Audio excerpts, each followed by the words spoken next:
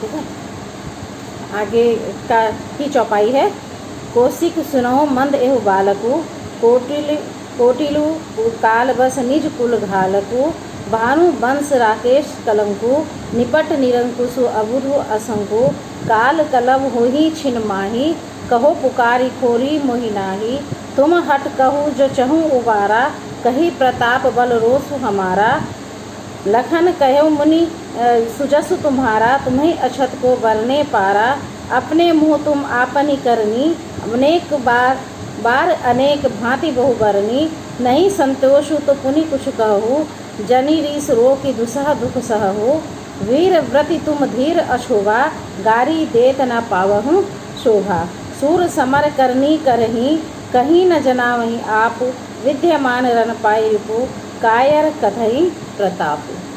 ठीक है, इसमें जब लक्ष्मण ने कहा कि हम कोई कुम्भड़पतिया की तरह नहीं है या इतने शक्तिहीन नहीं है, इतनी आसानी से मरने वाले नहीं हैं जो बार बार तुम हमें अपना कुठार दिखा रहे हो। ठीक है, तो उनके इस तरह के कड़वे वचनों को सुन करके, कटु वचनों को, व्यंगोक्ति को सुन करके परशुराम को काफ़ी क्रोध आ गया और फिर वो अपनी गंभीर वाणी से बोलते हैं कि कौशिक सुनो मंद एहु बालक हो। कौशिक यहाँ पर कहा है विश्वामित्र के लिए। ठीक है, विश्वामित्र को वो कहते हैं कि हे विश्वामित्र सुनो मंद एहु बालक हो, यह बालक मंद बुद्धि वाला है, यानी इसे बुद्धि नहीं है, ये शायद जानता नहीं है। कुटिलु काल बस निज कुल घालकु, ये कुटिल है। ठीक है, काल बस काल के वश में होने वाला है, यानी मृत्यु को प्राप्त होने वाला है। निज माने अपने, कुल का, घालकु घातक है, ये अपने कुल का विनाश करने वाला है। हे कौशिक सुनो, यह बालक तो मुझे कुछ मंद बुद्धि वाला दिखाई देता है, यह कुटिल है, ये काल के वश में होने वाला यानी मृत्यु को प्राप्त करने वाला है और अपने कुल का घातक है, यानी अपने वंश को नष्ट करने वाला है। भानु वंश राकेश कलंकु, भानु सूर्य के लिए कहा, वंश। ठीक है, सूर्यवंशी लक्ष्मण और राम को कहा जाता था, तो इसीलिए उनको कहा है कि भानु वंश राकेश कलंकु। भले ही ये सूर्यवंशी है, लेकिन राकेश माने चंद्रमा और कलंकु माने कलंक, यह चंद्रमा में कलंक के समान है। सूर्यवंशी होते हुए भी जैसे चंद्रमा में कलंक है जो उसके अवगुण को बताता है, उसी तरह का ये बालक है। निपट निरंकुशु अबुरु असंकु, और ये निपट माने बिल्कुल, निरंकुशु निरंकुश है, यानी इस पर किसी का अंकुश नहीं है। अबुधु ये मूर्ख है और असंकु इसमें कोई शंका नहीं है। मुझे ये कहने में कोई शंका नहीं है कि भानुवंश का तो है, लेकिन ये क्या राकेश में यानी चंद्रमा में कलंक के समान है। यह बिल्कुल निरंकुश बालक है, ये मूर्ख है और इसमें मुझे अब कोई भी आशंका नहीं है। काल कलव होई छिन माही, काल कलव काल का कलव बनना, काल का ग्रास बनना, यानी मृत्यु को प्राप्त होना। होई माने होना, क्षण माने क्षण, माही ये एक क्षण में मृत्यु को प्राप्त हो जाएगा। कहो पुकारी खोरी मोहि नाही, और मैं यह बात पुकार करके कह रहा हूँ, यानी सभी को मैं ये बात सुना करके कह रहा हूँ, फिर इसके लिए कोई मुझे दोष मत देना। कोई ये मत कहना कि मैंने किसी बालक का वध कर दिया है, क्योंकि यह बालक कुटिल है, काल के वश में होने वाला है, निरंकुश है, अपने कुल का घातक है। ये सूर्यवंशी होते हुए भी चंद्रमा में कलंक के समान है। ठीक है, और मैं इसे एक ही क्षण में मार डालूंगा। उस समय कोई भी मुझे पुकार करके ये मत कहना कि ये मेरा दोष है। तुम हटहूँ जो चाहूँ उबारा, कहीं प्रताप बलु रोष हमारा। और वो विश्वामित्र से कहते हैं परशुराम कि तुम हट कहूँ जो चाहूँ उबारा, और हट पूर्वक यदि तुम चाहते हो कि इसको उबारना, यानी अगर तुम इसको बचाना चाहते हो, ऐसे हठी बालक को यदि तुम बचाना चाहते हो, तो कहूँ कही प्रताप बलु रोष हमारा। कही माने कहो, प्रताप मेरे प्रताप को, बलु मेरे बल को, रोष मेरे क्रोध को। और यदि तुम इस बालक को बचाना चाहते हो तो तुम मेरे प्रताप को, मेरे बल को यानी मेरी ताकत को, मेरी शक्ति को, मेरे क्रोध को, ये सब का वर्णन इस बालक से करो। इसे बताओ कि मैं कितना ताकतवर हूँ, कितना शक्तिशाली हूँ, कितना मेरा प्रताप है और मैं कितना क्रोधी हूँ।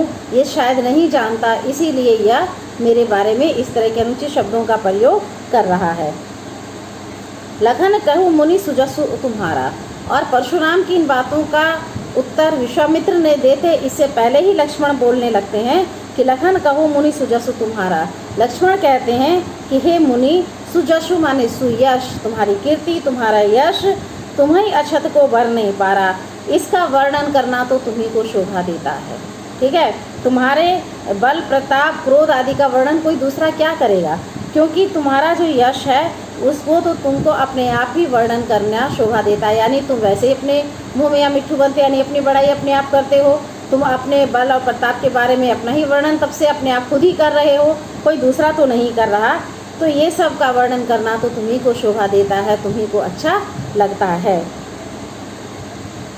अपने मुँह तुम अपनी करनी, बार अनेक भांति बहु वर्णी। अपने मुँह तुम अपनी करनी, अपने ही मुँह से अपनी करनी यानी अपने किए गए कर्मों का बखान तो तुम अनेक बार भांति बहु करनी, अनेक बार बहुत तरीके से तुमने अभी तक किया है।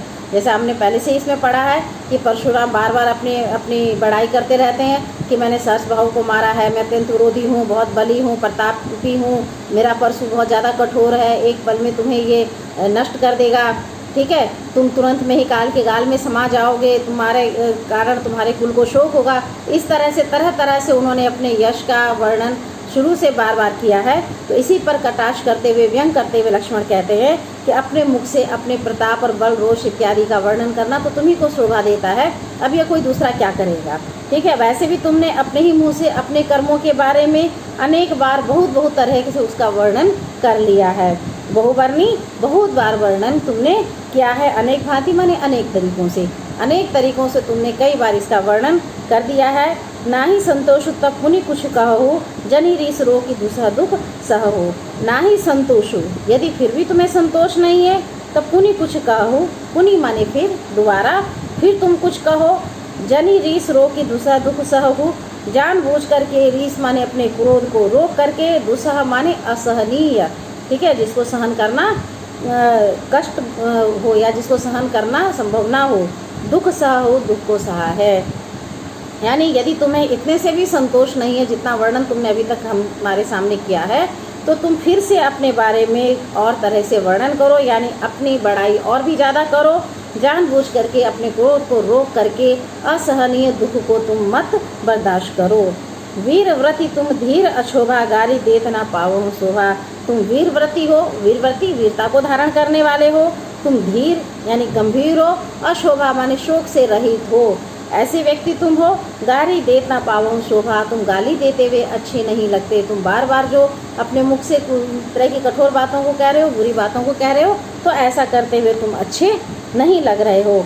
सूर समर करनी कहीं, कहीं न जना वहीं आप, विद्यमान रन पाई रिपु, कायर कहीं प्रताप। और लक्ष्मण फिर आगे कहते हैं कि सूर समर करनी कहीं, सूर यानी कि जो वीर होता है, समर कहते हैं युद्ध स्थल के लिए या युद्ध के लिए। ठीक है, वह युद्ध के समय में, ठीक है, अपने कर्मों के द्वारा अपनी वीरता को प्रकट करता है। यानी रणभूमि में आकर के जब उसके युद्ध कौशल को लोग देखता है तब उसकी वीरता का वर्णन करता है। कहीं न जना वहीं आप, वो अपनी वीरता का वर्णन अपने आप नहीं करता, अपने को ज़्यादा नहीं जनाता है कि मैं बहुत वीर हूँ, बहुत प्रतापी हूँ, ऐसा वो नहीं कहता। बल्कि रण के समय में जब युद्ध का समय होता है तो रणभूमि में जाकर के वो अपने कौशल से, अपनी वीरता से ही अपनी वीरता का परिचय देता है। विद्यमान रण पाई रिपु, विद्यमान माने मौजूद होना। ठीक है, विद्यमान होना, मौजूद होना, उपस्थित होना। रण कहते हैं युद्ध के समय, पाई रिपु कहते हैं शत्रु के लिए। और रण के बीच में अपने सामने शत्रु को देख करके, शत्रु को उपस्थित देख करके, कायर कतहीं प्रताप, जो कायर होता है वह अपने प्रताप का वर्णन करता है, यानी अपने गुणों का वर्णन, अपनी वीरता का वर्णन करता है। ठीक है, जो वीर व्यक्ति होता है वह रणभूमि में आकर के अपने रण कौशल से, अपने युद्ध करने की नीति से अपनी वीरता का प्रमाण देता है। वह अपने वर्णन को अपने आप नहीं करता, अपने को जताता नहीं है। और जो कायर व्यक्ति होता है वह रणभूमि में शत्रु को अपने सामने देख करके अपने प्रताप का वर्णन करता है। ठीक है, अगला चौपाई है, तुम तो काल हाँक जनु लावा, बार बार मोहि लागी बुलावा, सुनत लखन के वचन कठोरा, परसु सुधारी धर्म कर घोरा। अब जनी देई दोष मोहि लोगु, कटुवादी बालक बरत जोगु, बाल विलोकी बहुत में वाचा, अब येहू मर निहार भां साचा।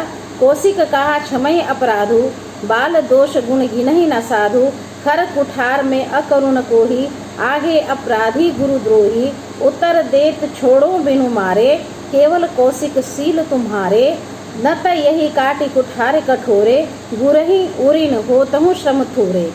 गाढ़ी सुनी का हृदय हंसी, मुनहि हरि हरि यर सूझ, अय मय खांड न ऊख मय अजऊ न बूझ अबूझ।